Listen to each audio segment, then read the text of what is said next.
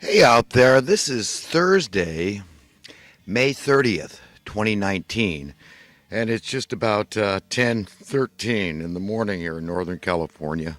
And again, I bunched my work week up. I've got something I got to do tomorrow. So, anyhow, hope everybody's doing great, and I'm going to get into a lot of different stuff as usual. Um, I kind of wanted the focus, the theme, to be just harping on the kingpins of corruption and carnage, the masterminds of mayhem and misery, and that would be the Federal Reserve Bank and the Federal Reservists, I call them, the people that run it.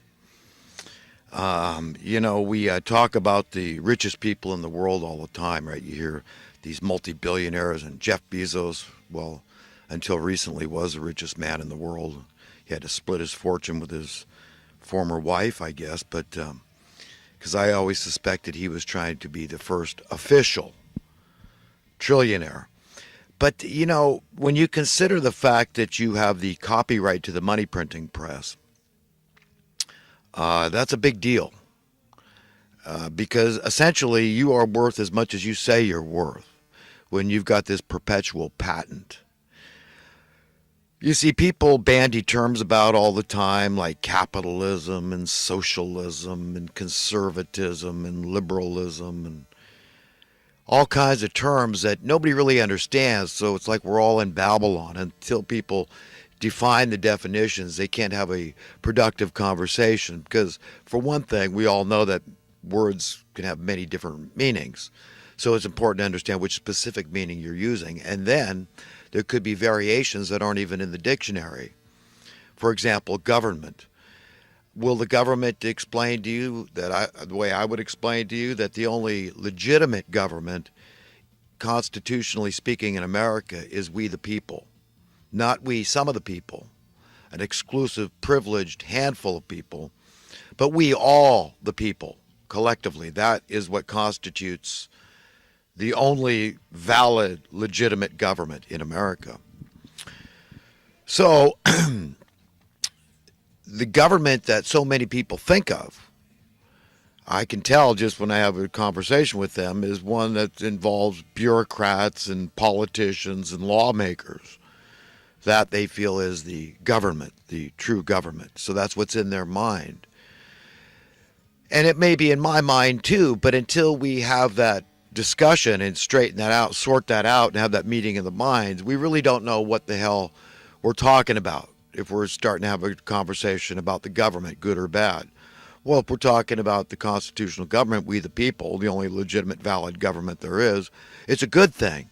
But if we're talking about a bunch of low-life, suck-up politicians, bureaucrats, and lawmakers, well, no, we're talking about a corrupt gaggle of murderous thugs, essentially. That's what they are. I mean, these are people that would start wars for profits, just stay popular and get voted back in, and they want to be career politicians, a lot of these people. The rubber stamper class for the money printing class, they're lapdogs, bootlickers, brown nosers, sycophants is what they are essentially.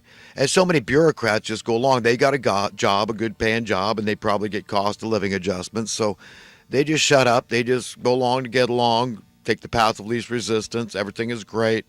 They've got their sense of financial security, their sense of financial freedom. They work for the government, and they don't care. Do they even know? If you have who is the government? They'll say, well, I work for the government. I work in the city, or I work in the county, or I work for the state, or I work for the federal government, right? So in their minds, they're the government, right? The same way most people define government. It's just people that work within the government. These are people that supposedly we the people hire and pay with our tax dollars. But again, these are largely complacent, indifferent individuals as to who their true boss is we the people. These are the ones that they should care about answering to above all else, but they don't. It'll be their higher up, who's up in the echelon of power that they need to please. So that's all they really care about. Now, the reason I'm always harping on this Federal Reserve, these Federal Reservists and the Federal Reserve Bank, the money printing class, is because it's so important for me that that everybody know, that, one voice at a time, be a drop in the bucket, spread the message of who to blame, who are the kingpins, who are the masterminds, who are the grand puppeteers, so that we're not focused on blaming each other in our local communities. Because people are opportunists.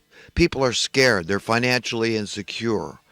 They're financially enchained. And so they seek to put that on somebody else. They don't think of it in those terms because they rationalize. They say, well, it's just about me getting ahead and working within the system. I do what's legal, They don't, ethics, morals. I mean, that doesn't matter to them. It's more important that they make money, that they find success. And if they've got to step on a few toes, cut a few throats, it doesn't matter. They just don't think about it.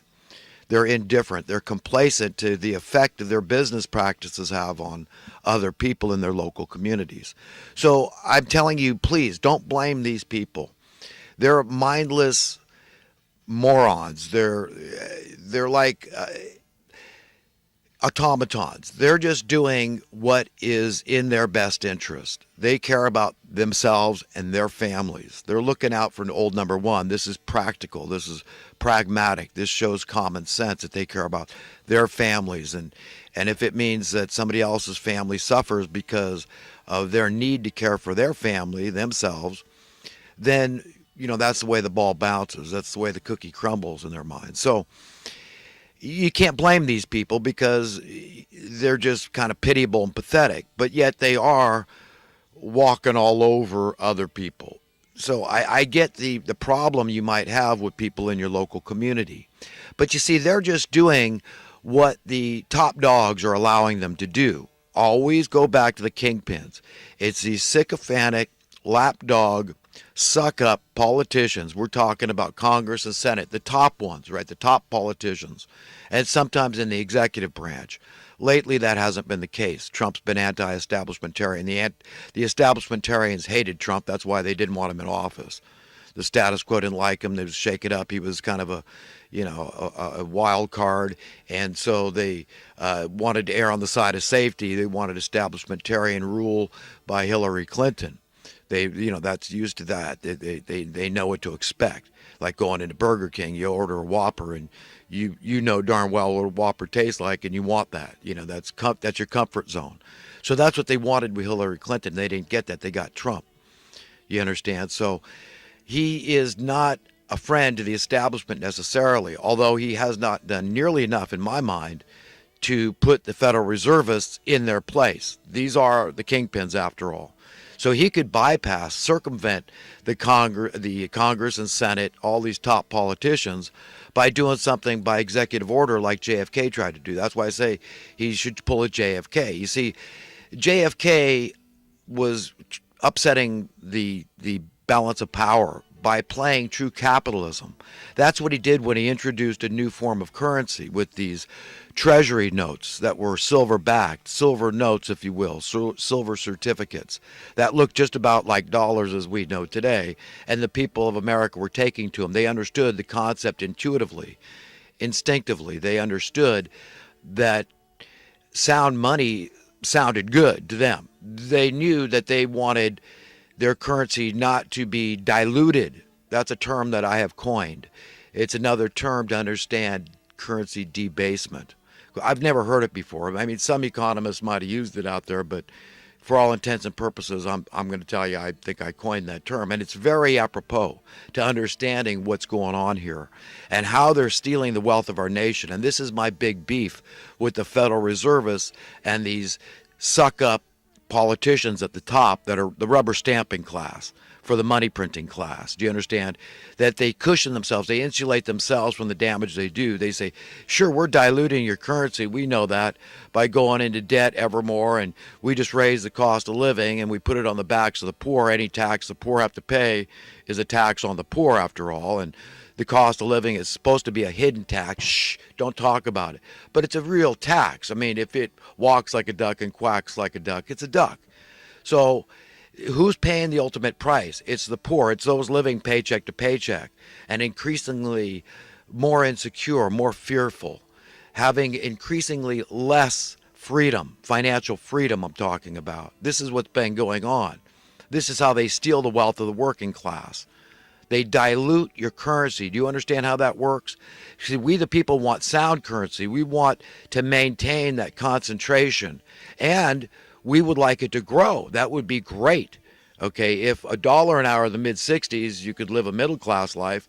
Well, we were hoping that maybe, in a few years of progress with capitalism, true capitalism, heck, that $1 an hour could afford you an upper middle class life, right? And on in that theme. Progress relative to true capitalism. The people understood it. They were taking to these silver notes, these silver certificates, the U.S. Treasury notes. Okay, so you understand that he threatened their livelihood.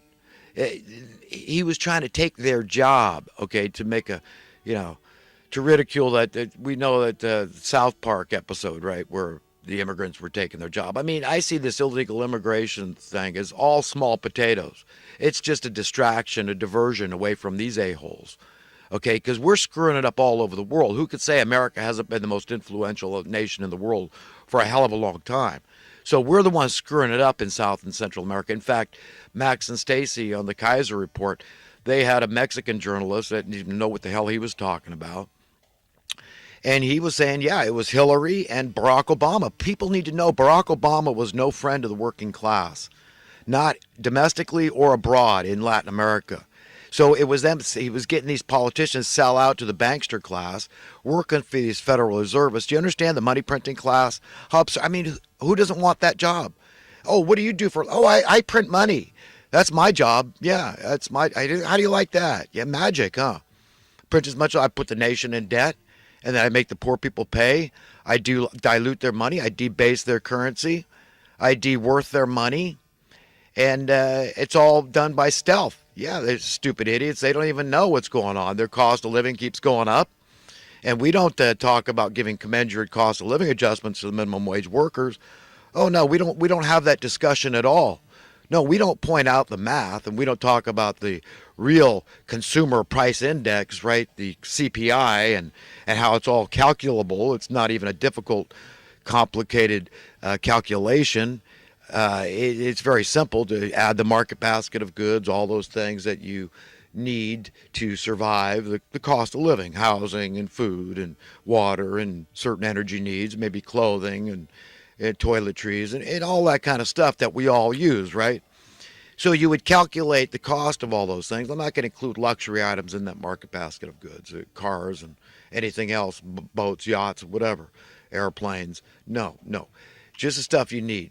Okay, so you understand it's something that can be mathematically proven, what I'm saying. So if it sounds hyperbolic when I say that the equivalent buying power of that $1 an hour in the mid 60s, let's say, would need to be about $40 an hour on average across America now, most people would say I'm exaggerating that. I'm being hyperbolic.